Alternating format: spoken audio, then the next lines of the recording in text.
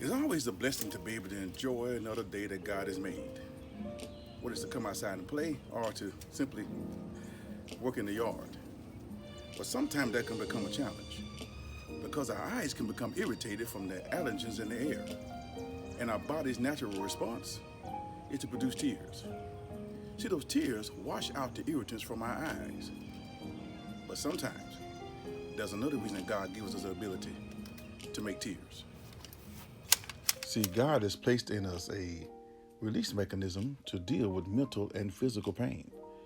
That mechanism is called crying. Crying is the shedding of tears in response to an emotional state or pain. Believe it or not, crying makes our body feel better. See, crying causes us to breathe deeper, and deep breathing reduces the stress hormone cortisol. Research has found that in addition to being self-soothing, shedding tears releases oxytocins and endorphins. These are chemicals that make people feel good and may also ease physical and emotional pain. But there's one more thing about tears. There are also prayers to God that reaches His ear when we can't talk about it.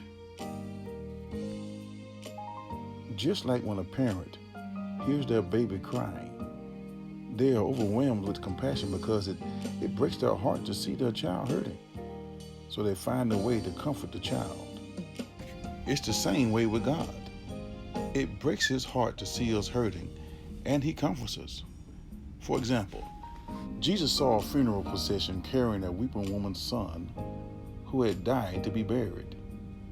He had compassion on the woman, stopped the processional, and told her to stop crying.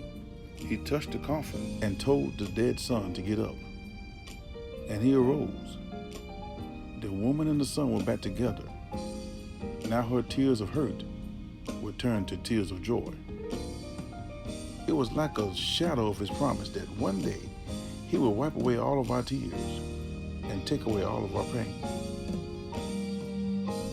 But see, she would not have been relieved of the weight of her dead son if she didn't let Jesus touch the coffin. Whew. You may be crying over dead situations in your life now, like dead relationships or dead dreams, other personal matters. Stop crying. Allow God to come down and touch every dead area of your life. Let Him touch the coffin of your dead situations so they can come back alive. If you don't let Him touch it, you're just carrying dead things. And carrying dead things only means you're carrying dead weight.